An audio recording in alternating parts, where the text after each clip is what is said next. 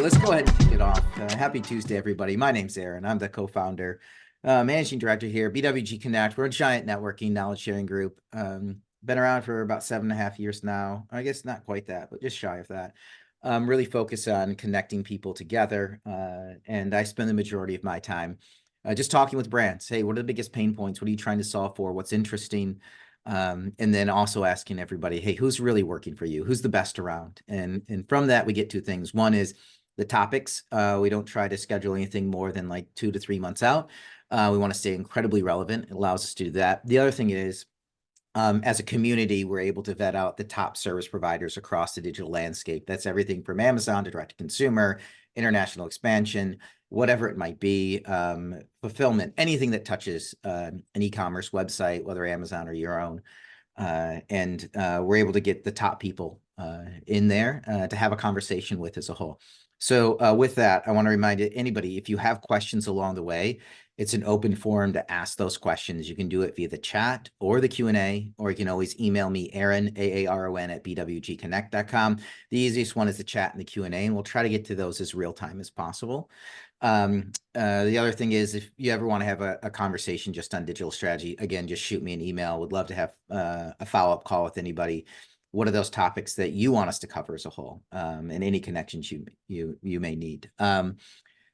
So one of these topics that has come up, and I think a lot of it has been related to overall the idea of profitability, people being focused on that. They're also focused on their media spend. Is it working? Is it not working? And then how can we get the most out of our direct consumer site as a whole? And so this topic of SEO popped up again. All right. And Jordan and the team at Coalition Technologies have been the leaders in this space across the network. I don't know, as long as we've known each other, right? And we just had some great conversations. And so thought, hey, why don't we jump out here and, Jordan, the team have been incredibly creative, AI or nay, risk and opportunities of AI and SEO. So kind of blending these two things. But Jordan, I'm going to kick it over to you. If you want to do an intro on yourself and Coalition, that would be awesome. And then we can kind of jump into the conversation. Does that sound good? Sure, sounds great. Yeah, my name is Jordan Brannon. My brother and I started Coalition 15 years ago, famously as an effort of getting out of the dorms. We were doing well, actually, we kind of got into e-commerce and SEO as a way of getting out of the dorms. That became Coalitions, but Coalition just did hit its 15th anniversary, October 1st. So we're excited. We're a teenager now. We're almost able to drive. My voice is in the process of changing, so if it cracks along the way, that's what's going on. But yeah, we are a full service agency, mainly working in e-commerce. We have about 250 full-time team members and a roster of about 100 or so content creators, ranging from copy to video to photography, kind of what we call premium UGC content for social media, for email, for websites, just for all sorts of things on top of that. So we do really well in helping brands identify gaps in their e-commerce marketing experience or site experience, and then solving those. So that's kind of where we're focused. But I think SEO is where we started, and still today is probably one of the things that we're best known for. And wherever you are in the United States, typically we're going to be in the top 1 or 2 spots. If you're doing a search for an SEO company or SEO agency, it's pretty consistent. So that's a little bit of a humble brag, but again, we do well at SEO and can back that up. Yeah, I mean, you guys are awesome. Really appreciate you and all you do for the network, but also a lot of the brands that are in it as well. So let's dig into it. So it's been a few months here since we chatted on SEO as a whole. In this amount of time, AI has sped up everything across the board. So lots of questions around SEO as a whole. Like, can you give us like just the 2-minute rundown, maybe it's longer, of what's been going on in search since the last time we chatted? Sure. God, I talk fast. So if anybody wants me to slow down or repeat myself, feel free to throw that in there. Or again, the questions are good too. But yeah, I think we had last talked, I think back in the spring, maybe, I don't know, February, March, someplace like that. Might have been right after what's been labeled the March core update, March 2024 core update. We sort of saw that land And it was a kind of a longer update. That's actually been a little bit of kind of how Google is operating lately. So if you're not too familiar with SEO, periodically Google will formally announce that it's going to have some big update to its core. So expect some chaos to happen in your rankings and things for a period of time.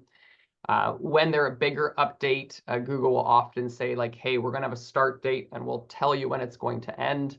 That March update lasted into April. And again, that's been a little bit more the norm for Google lately. We're seeing these bigger core updates. They last a little bit longer. I do think for people who are getting impacted by these or watching the chaos, there's sort of a sense of frustration around what's happening. And I like to point out that I don't think Google really knows what's happening either. It does some tests, but when you have something as big as Google search index and its search engine properties, when you push an update like this and it's relying so much on machine learning, a lot of what happens is sort of kind of starting to, it's like a Plinko game. You drop the ball, you know it's going to go down, you know it's going to end up someplace, but you're not sure exactly where. And so part of that cadence of core updates lasting a long time is just so Google can kind of fine tune and correct as we're going. Ultimately, the March update, Google was pretty happy about, or at least was bragging about. They said it really reduced the volume of low quality and unoriginal content in search. One number that was put out there was 45% of kind of low quality and unoriginal content ranking results were removed. And we also saw something kind of unusual we hadn't seen in a few years from Google, and that was pretty aggressive manual actions where Google's actual human reviewers were coming in and saying, this particular site is abusing SEO practices with the intent of, essentially misleading us so they can get to our consumer, but not really providing value. And so we saw a lot more penalties than we have before. And again, that's been something we've seen Google returning to as a tool that, for a few years at least, we hadn't really seen much on that front. Some sites that were impacted by the March update have rebounded. Some have been unable to. And we saw an August core update that came out just recently. And again, some sites saw that turn around, sort of a negative outcome from March, but many of them, we actually saw that we were tracking, saw essentially a doubling down. If they hadn't recovered from the March update, they were kind of hit again by the August update. In between there was a few other kind of smaller updates. There was another sort of manual action around site reputation abuse that happened in May. June, there was a spam update. And then there was a July one, which is very specific to non-consensual deepfake content. So not really impacting the typical e-commerce site, but really focused on kind of criminal activity in search. And so that was sort of a specialty one that came out. I think, for today's conversation, AI or nay, I should have said AI or nay, would have been better. I think the focus that Google's had on quality of content and on spam is really relevant to sort of the AI piece, and whether or not companies should be making a regular habit of utilizing AI content or not. Yeah. Awesome. And then just, outside of just the regular course of algorithm updates, there were kind of a few other like notable ones you'd flagged or highlighted. Is it worth covering those quick too? Yeah. A few extras that are really worth mentioning. Google's AI overviews. Many of you have started to see those showing up in your search results. That hit the US publicly in May. Before that, there was some limited testing and availability. That's Google's Gemini, the helpful AI assistant tool that's summarizing search results, providing some answers for you in specific types of queries. We're also seeing some more versions of that, including versions with ads starting to roll out. So we're starting to see sponsored results as a part of that AI response. If you're following SEO news, there was a lot of chatter around a leaked set of Google APIs. Someone had failed to mark as private a particular repo, and so there's some API documentation of Google's, which made its way into the public eye. That was really interesting. It seemed to parallel and reinforce some of the stuff we've seen Google forced to disclose in some recent antitrust cases.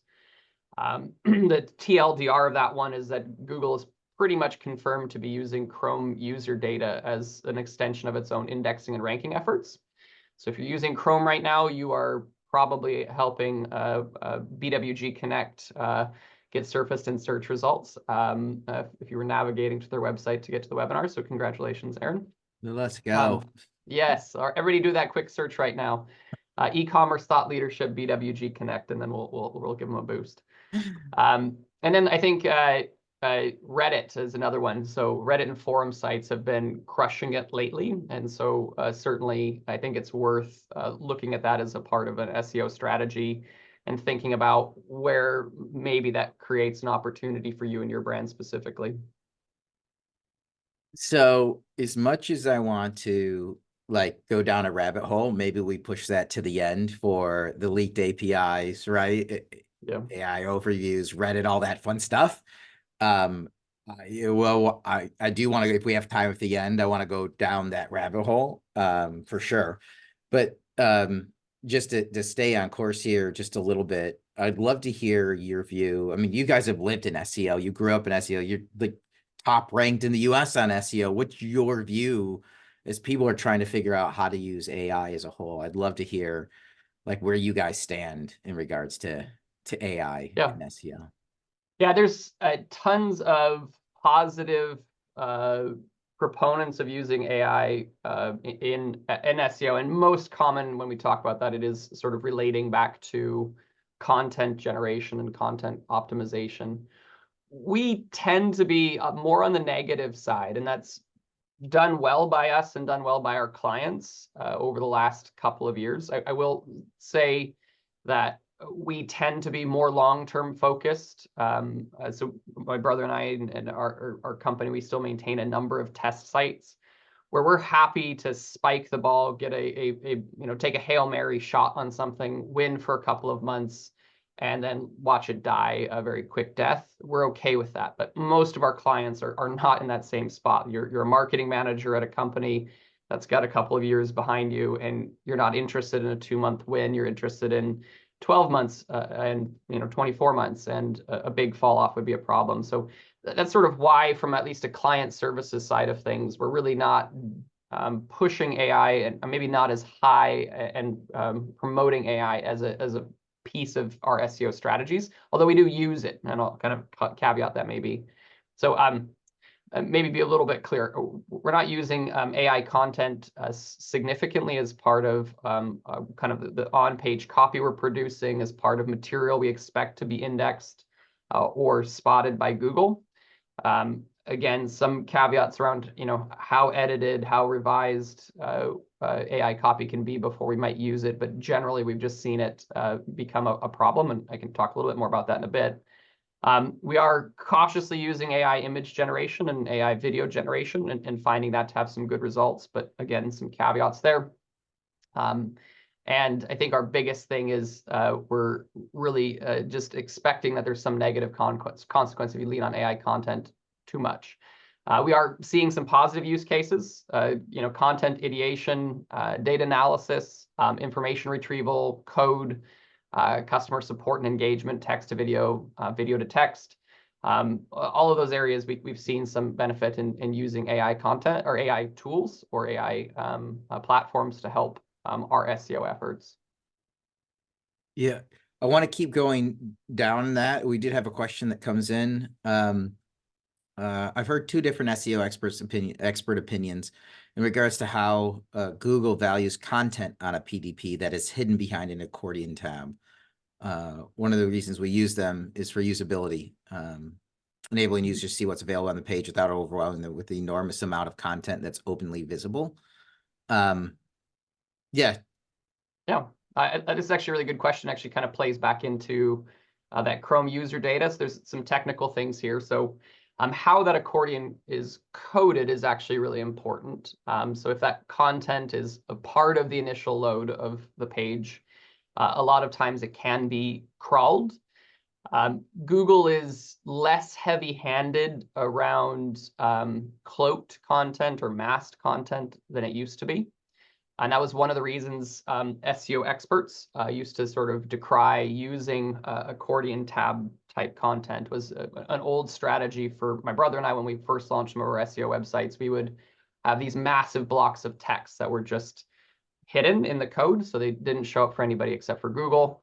It was really effective in the early 2000s. Google caught on to that strategy and started penalizing companies that were doing that.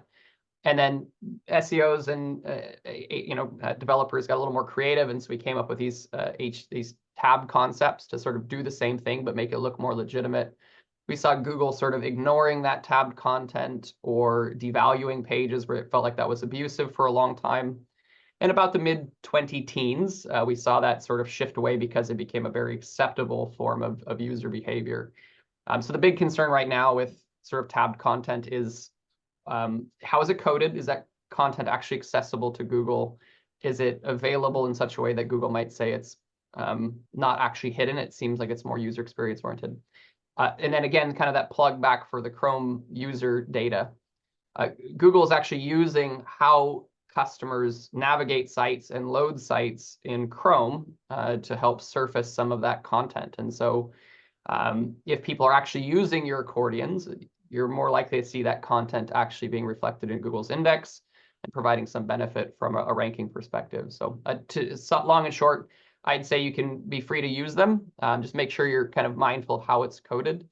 You'll probably find that it does have some benefit for you in terms of your SEO on a page. Yeah.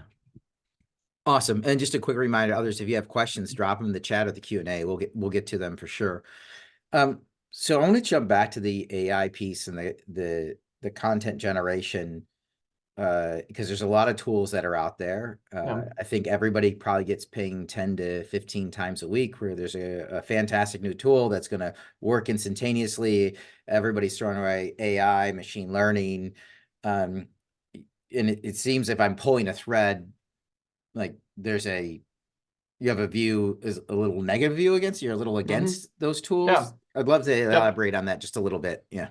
Yeah. I would say that, you also have to keep in mind that hot hands in stocks or in tech investment, you're going to see the most BS you'll ever see.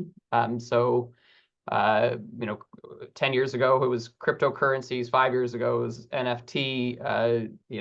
Last couple of years, AI content has been just everywhere. AI tools are everywhere. Everybody's got to plug in an AI. Aaron is out shilling AI for volleyball coaching, on the sideline or something. I don't know. But everybody's added AI because you can get, another $10 million in funding as a result. And so that money goes right in sales and marketing. And so almost everybody I see who's really heavy on like AI content is great, it works for SEO, have two things that are going for them. One is they work for an AI content generation tool, or they are really more geared towards that flash in the pants, get rich quick scheme, kind of YouTube bro. Their, again, primary focus is on how do I spike results for a site I put minimal effort into to generate maximal affiliate dollars in a short period of time. And I haven't seen a lot of real tenured SEO agencies or professionals who are really invested in long-term outcomes, who are really happy with widespread use of AI. So, and again, we recognize that Google has not itself come out and said it's against AI content. Google repeats all the time, we're not against AI content, we're just against unhelpful or low quality content. We don't really believe them, or we think they're just sort of playing a bit of a word game with everyone. I think if you think about sort of the kind of degenerative outcome of search results, if Google widely rewards AI content, you start to see how this becomes a big problem for Google. People can take web-generated content, and then they can spin up an almost duplicate, a unique, though, form of that same content, publish it back to the web. The next AI model is consuming that again. All of a sudden, we are starting to get AI models that are trained on AI content that was trained on AI content that was trained on human content at some point. And it begins to create a problem for the overall search experience. And we see that actually happening. I had to grab a slide here real quickly. So some of you may have seen this if you're following SEO and search results. So this is a search result for real baby peacock. And this is, I grabbed this morning. and one of the problems is that most of the images here are not actual real baby peacocks. They're pretty obviously uh, fake baby peacocks. Are way too stinking cute. The eyes are oversized, and they already have this plumage that doesn't actually make sense for an actual peacock. And real peacocks are kind of more like this, a little more brown, a little less cute. And so people were kind of expressing like, hey, this is starting to actually happen. We're seeing search results showing up where it's really just AI generated content taking over for what's real, even using that sort of real term. Even today, after sort of, I mean, this is sort of a bit of a trending news story in search. Google is still having this mix of artificially generated pictures alongside real ones. And that's a real problem for the quality of search results. And so, again, Google, I don't think, can say it's against AI content for a few reasons. I think one of those is it's really hypocritical to prominently feature an AI tool at the top of your search results that feeds off real human content and then say you're anti-AI. That you can kind of see how that crosses some eyes. It's also just bad, I think, for investors. Again, everybody wants their favorite tech giant to have sort of the leading edge in AI arms races. And that's an issue if you come out and you say, I'm against AI for everybody except for me. And that's likely bad for share prices. Wow. Makes you want to like Google a bunch of baby animals. Oh, yeah. Yeah. They're all going to be cute, and they're all going to be extra toes and wings and things like that. I mean, but it is interesting because Google, right, is relying on providing high quality stuff, right? And it's all around the search. And if it's not believable, Yep. it's funny as you go down that path, but a lot of people at the same time. And then I want to get into like, are you monitoring like any data that you have in the back end? Have you been looking at what Google does with AI? Because the difficulty that brands face is the amount of content they have to put out. Yep. And, Mm-hmm. there's the written AI generated side, which then has to be scrubbed, but maybe it gets me 80% of the way there. Yep. Again, you can't go unchecked, right? But then there's the Yep. imagery side where it costs so much money. And Yep. again, like the number one conversation I'm having with people is just profitability as a whole. Mm-hmm. And so I see why there's all these content generation companies popping up because they know there's a huge demand. The quality of the output, in my mind, is rarely ever seen Yeah. of what people need. But like, have you been running like tests Yep. on Google or any sites where you can kind of like have Yep. insights around what what Google's doing with this AI content? Yeah. Yeah. I mean, so I think a few things we're seeing with Google, with other search engines, where they're sort of, again, not publicly taking this anti-AI stance, but we see one in practice.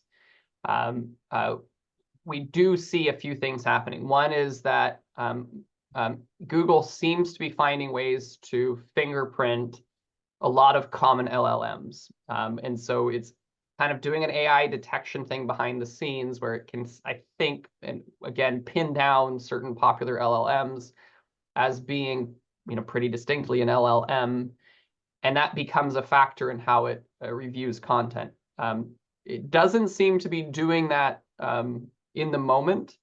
So it seems like there is some effort that's taking. We typically are seeing about a 2 to 3 month timeline between sort of a more recent LLM being published and when we start to see Google consistently identifying content from that LLM, even if it's been lightly rewritten or reoptimized. So Google does seem to have some way of sort of figuring that out. Older LLMs or less refined content that's generated through those, we see Google respond faster. So if you go back away from maybe the most recent version of ChatGPT, you might see that, hey, Google is actually flagging this pretty quickly. A lot of these AI SEO content generation tools are relying on one or more of these to generate what their content for you. And so you may not necessarily know exactly where you're going to get hit and when you're going to get hit. So again, kind of typical is we can see content get indexed. We can see content begin to rank at times, not often sort of top of the pile. Pretty rarely do we see AI generated content actually spike to the top of the heap unless there's some other SEO things that are happening around it. And then we usually see that ranking go away in 3 months. You can make a living doing that, again, but it's really tough. If you're a director of marketing, like you said, profitability is a concern. You've got 10 other things that you're trying to keep track of and keep tabs on. It's very difficult to sort of constantly play hot potato with your SEO rankings. That doesn't look good for you. It's not usually good for your job. Usually doesn't result in the boss being happy. Google used to be a little bit slower. It seems like it took longer, 9 months or 12 months even, to identify certain forms of AI content. And then the impact was a little bit smaller. You might see that page sort of lose some of its ranking position, but could still be relevant. Now we're seeing Google be more aggressive. AI content can show up in the index and then is gone. For sites that are really doing a lot of AI content, we can see them disappear really quickly. I'll share a quick screen again. This was, many of you are probably familiar with LinkedIn collaborator articles. Anybody earn your collaborator badge on LinkedIn? Aaron, how many do you have? Probably 10. I did not jump in on the LinkedIn collaborator. Okay. I've been asked, but I haven't yet. All right. So basically, this was a way of, this was originally a LinkedIn AI content strategy. So what was happening is LinkedIn would spin up these AI generated articles, and they knew that Google wasn't going to love it. And so they try and give you a badge. So you add human optimized expert content on top of that. We believe LinkedIn is probably actually using some of that content to try and work on its own training models. So you're helping them with their Google, but you're also their search rankings, but you're also helping them maybe with their own model training.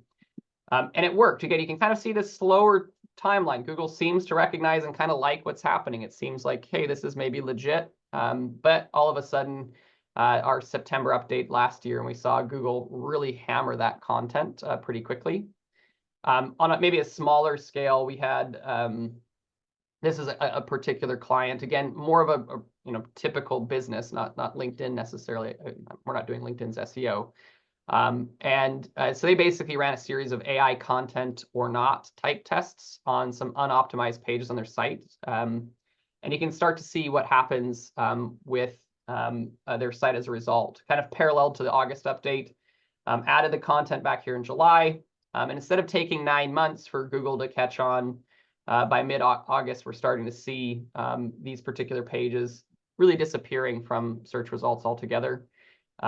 This one is a law practice. They actually were a client who just recently re-engaged with us. They'd decided they could DIY it with the help of an AI content tool. And you can kind of see sort of the progression there. They got hit in the March update, and then kind of puttered along and thought maybe they would be able to get it turned around. And then we just got re-engaged here this past month. But you can kind of see they got repeatedly hit by Google's AI content updates. As Google's identifying it, seems like it's able to do that more. Some of you are familiar with an AI detection and content tool called Originality. They did a review of the March update, and they said of sites that got hit by a manual penalty by Google, 100% of them had some kind of AI content that they were using as part of their content and SEO strategy. And 50% of them had the majority of the site content generated through AI. So again, a lot of caution there. Again, if your business is one where you're comfortable throwing up a new landing page, new exact match domain, trying to optimize it like crazy, drive some traffic to it for a short period of time and then bail on it, okay. But again, that's just not most of our clients. It's probably not most of the BWG audience. And may not be something you want to consider doing. So, I mean, are there clients that are using it like consistently and winning? Like, what is the ratio on that as a whole? Because that's, I mean, your subset will probably overlay on top of mine just a little bit, I could probably extrapolate, right? Yeah. Like, is it 10%? I'd love to have, if there are, and if so, maybe the why. And again, if people have questions, drop them in the chat or the Q&A. We'll get to them. This is fun. It's fascinating. Yeah. For us, it comes back to the uniqueness of the output. And so that can be driven by a few different things. So one of them is you have really unique data that you can use for your prompts or for training. So the most common one we have for e-commerce is when you have really great customer feedback through reviews or through email, through other written forms. It could be social media, it could be your Amazon PDP. If you're getting a lot of good, true, human, unique content, that content can become training data, or it can become the basis of a prompt. And that can be helpful in getting unique AI content that nobody else really has. It's not widely reflected. Again, you have to be careful with your prompts to make sure you're not sort of getting Chat GPT rehashing its typical terminology of whatever your customer said. But that seems to be a place where we see some success with AI. If you have data sets that are unique, again, those summaries can be really helpful. We have one client who is a law firm, has been sort of the main attorney there, has been sort of front and center of their marketing for some time, written a lot of content himself.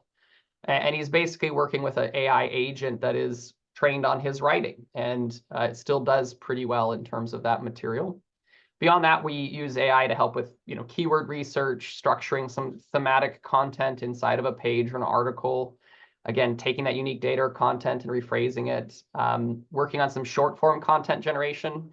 We see AI suggested titles more likely to get clicks. We see even email subject lines as an example. We typically see AI suggested subject lines outperforming human generated ones. On a testing basis, we've done that a few times where, over, almost 2/3 of the time we'll see AI content when it's prompted well, we'll typically get a better open rate than a human suggested one. So we use it in some places like that more frequently. And again, just some clients are really heavily rewriting the AI content, at which point we're kind of like, well, what was the point in the first place? But there are some places definitely where we see some AI winners happening. Usually we say the more customer public facing it is, the more prominent you want it to be in search results for a longer period of time, the more cautious you should be with AI on that front.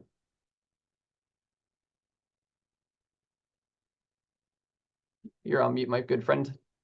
Yeah, sorry, there was the lawnmowers were outside. One of the things is, what I'm thinking about is the content piece. What I see with the tools and the brands that I'm talking to is kind of what you're mentioning. If you have a lot of your own content that you've created already on your own to feed in to be a training for it, it's completely different than if you're just saying, create something from me and it's got to pull from the web, and where it kind of derails as a whole. I've got people using randomly some tools that are out there, and it's much more efficient on that standpoint. And that's kind of like what I was pulling from you as well, right? And then I do want to get into Google AI, how they're using AI, but is that kind of what you're seeing too? Yeah, and I think it's really interesting. One of the fun ones I've enjoyed. We traditionally have done a lot of SEO in places where brands are front and center. And it's a real headache because brand is such an ethereal concept. When a company in fashion or luxury goods or in beauty comes and tells me that brand is their big thing and it's sort of their governing principle, what they really mean is, if the founder is still involved, it's what they think about marketing is the brand, or it's the current marketing director's opinion that is the brand. And there's not a lot of definition around it. It's more like we'll know it when we see it. And so we've, for those places, we found AI to be really helpful. We'll take all of the brand approved content, we'll put it together in essentially create an agent that helps optimize copy or content that we have human writers doing, and then it helps sort of brand it in a way that's consistent. And maybe it's just because of the magic of AI, but we see that content getting approved a lot faster. And again, we're just using it to sort of act as an editor. And so, yeah, there's, I think, again, if you have that unique perspective, unique stuff that's just your own, it really does tend to create more success with AI out of the box. Yeah, quick question. What if you start with AI content for a given PLP or PDP and then revise it so that you have roughly 50-50 split on one piece of content? Does that just become all brand new non-AI content? Yeah, that's actually really good. And we've done a bunch of tests on this, and the answer is generally it's going to go sideways for you at some point. It may not, if it's not detected right away, it's likely to be detected at some point, and you'll usually see your ranking slide. If you're doing that widely, you may actually see a broader negative outcome for the domain itself or a particular portion of your domain. So be cautious there. We typically will try and sort of pepper in AI content around longer pieces of human content. So an example might be you have your longer product description is human generated, and then we'll have some key stats or bullets we want to call out about a product. We might pull in those for AI. It's a little harder for AI detection to work when it's small, short forms of content because the patterns aren't recognizable. And so when you're breaking that up frequently in the flow of the content, that tends to help. We've seen good success with sustained rankings for that. But a 50-50 split where you kind of have one chunk that's AI and one chunk that's human is likely to become a problem for you at some point. Awesome. Love it. Maybe we jump into Google and how they're using AI. That would be great. Maybe Gemini, AI overviews. Would love to just to dig into that a little bit and kind of hear your thoughts and where you see it going. Yeah. I mean, I think most people are kind of aware. Google for a long time has been what we kind of mislabel as AI today a lot. It was basically a machine learning process. And so a lot of the AI tools we see today are essentially just machine learning. And it used to be that Google search algorithm was sort of one layered on top of the other on top of the other. And they kind of almost worked in a stepwise filtering fashion. Does this have sort of basic technical criteria that I'm looking for? How is the domain? How is the length of content? Does it have the keyword density we're looking for? There'd almost be like a system of checks that would happen sequentially. And so when Google made an update, you could really kind of pinpoint where and why that happened, because Google's updates would really impact one specific feature of the index or of the rankings that were happening. And so we could kind of pin like, okay, this update that came out in November of 2014, Google was working on its content length, was working on how much it values a domain that's old and has good links to it. And you could kind of pinpoint that. Since the late 2010s, we've seen Google moving a lot more towards a model where the algorithm is kind of mixing all of those things together in a more dynamic fashion. It tends to be a little bit more reflective of what's happening in the real world. And a lot of those processes now run in parallel to each other, although they seem to have some different weighting. And that's often where you sort of see, like, some of you have been doing SEO, you've seen this page, it goes nuts, you've SEO'd it, and it's looking great, things are happening. And then all of a sudden, 2 weeks later, it slides, and it's, maybe not as back where it was originally, but it's halfway up. And some of that is happening just because Google is sort of working through some of these things in real time in its algorithm. And so changes in search behavior and user behavior can actually drive some of that actual SEO ranking outcomes. I mentioned the leak earlier, which I think is really interesting. It's worth reading up on if you haven't already. But it did confirm a number of things we had surmised on our own about Google's algorithm, and it offered some more insight into how exactly Google's thinking about some of the best ways to maintain its index and kind of highlight noteworthy content wherever it shows up online in its rankings without necessarily depending on typical SEO factors. Like if we keep pulling that, I'm glad you brought it back up, because I want to make sure we got back to it. Like, what does that bulleted list look like if you think of what came out in the leak that people should know about or be concerned about or think about? I don't know if you can. Yeah. I mean, I'm thinking from the SEO, the marketer standpoint. I mean, most SEOs, I think, working at scale had figured out that Google was using user data, despite a lot of denials. So that was not, most of the SEOs I see reacting to that, like with shock and chagrin, are either newer or just never worked, for any site of scale, and so hadn't had a chance to see some of those patterns. But we really knew that Google's denials around using user behavior data was kind of a smokescreen, or they were just misrepresenting what user behavior meant. We had guessed that Google was aggregating search user behavior, at least, not long after we were founded. We kind of figured out that was a factor. We had sort of thought that the main function of it was, when you went to Google, you typed in something, you selected a particular search result, it was being aggregated, and if it was happening at enough scale, it potentially had some bearing on search results. Over the last decade, we started to see some things that were strange. We couldn't explain if Google was telling the truth about using user behavior data. And now we really know that it comes back to using individual people on the Chrome browser as essentially human crawlers.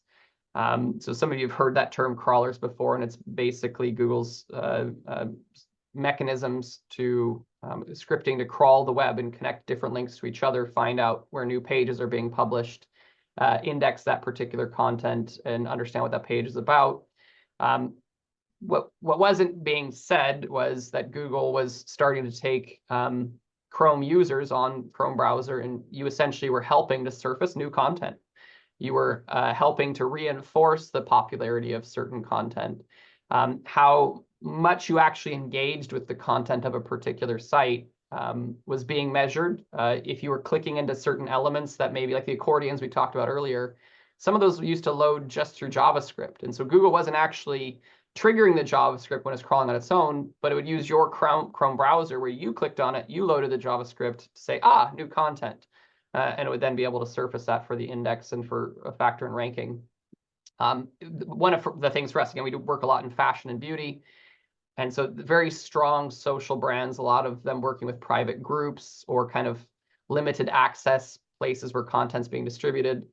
And we couldn't figure out at times how all of a sudden a page was really only mentioned in a private Facebook group or in a live selling video was suddenly showing up in Google search index. And it was showing up really prominently.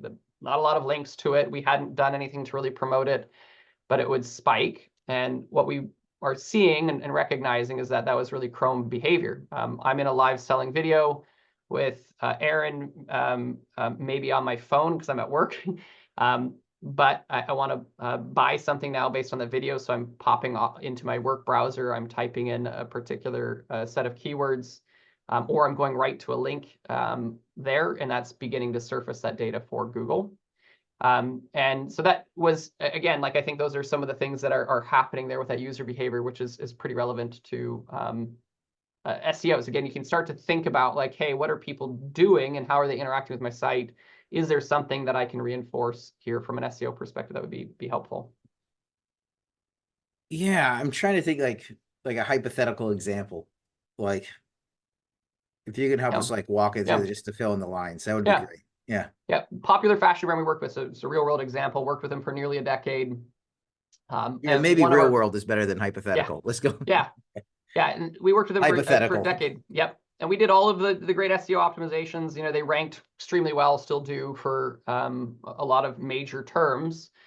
But again, we saw this strange behavior of a particular subcategory that was created just for a promotion for, like, we'll say fall sweaters, or for maybe some kind of high school dance for their dresses category. All of a sudden, it would just sort of go off.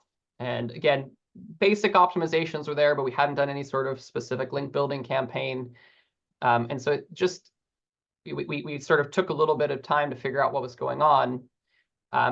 And what we were seeing is that they were, because of the social platforms they were using at the time, they really weren't publishing a link directly to that particular product or category themselves. Their customers were reading the description, hearing the description of the content if it's a video, and we're then going and searching for that and finding that page on this client's website. And then essentially their browsing behavior is reinforcing, almost like a link, that this particular content was desirable. And so something that was really happening just internally, and again, to a private audience and limited audience, was suddenly becoming sort of a public ranking factor.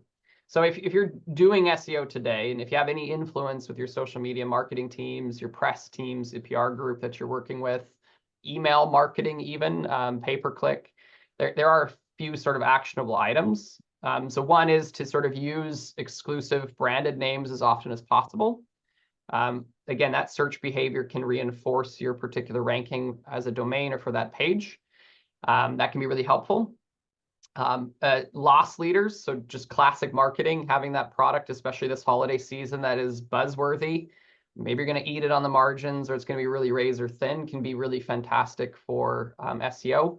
some of you have seen new brands that really come out of Black Friday, Cyber Monday. They're the doorbuster deals where they have staying power as sort of a gifting item.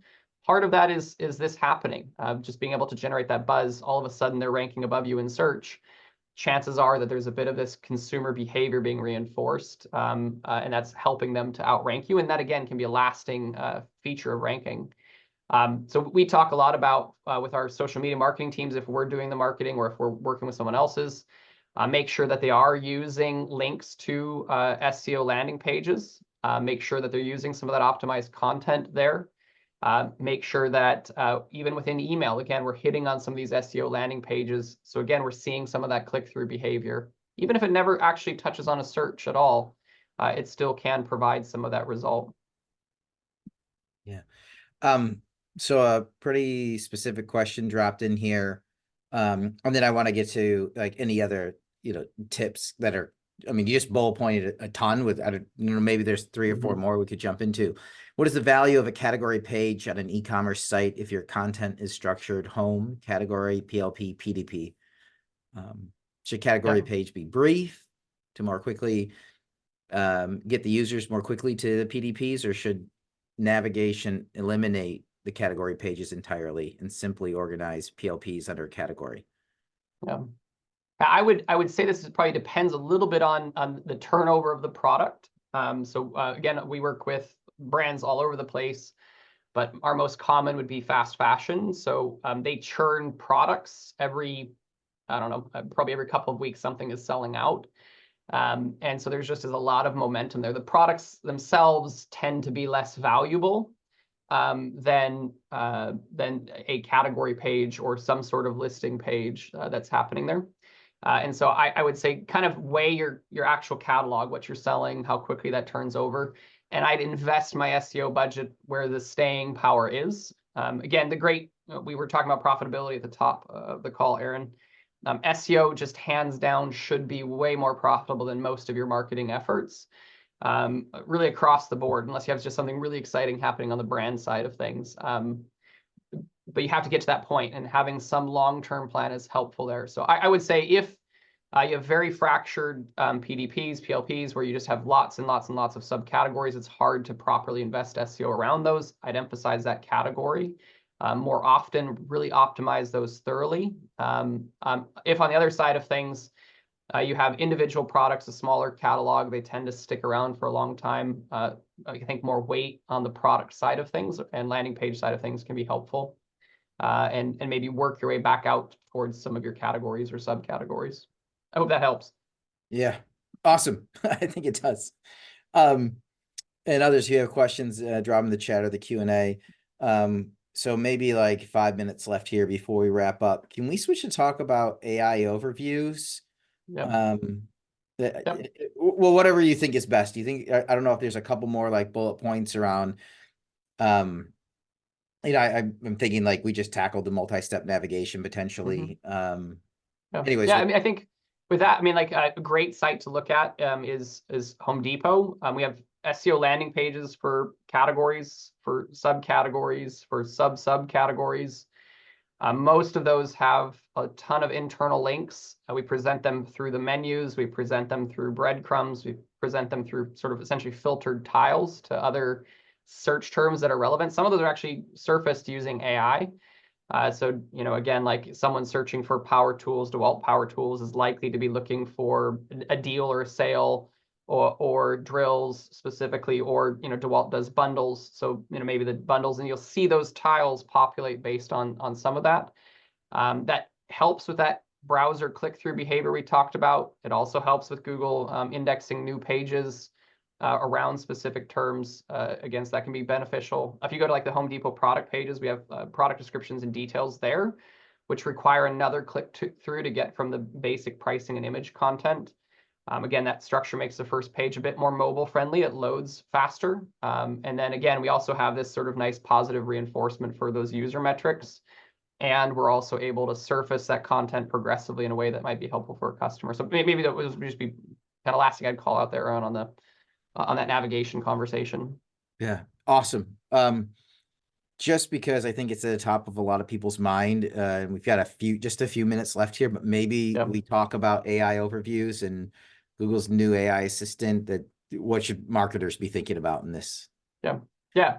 So right now there's a few things, and again, I'm happy with kind of where we've been strategically from an SEO standpoint. But AI overviews is again that sort of AI assist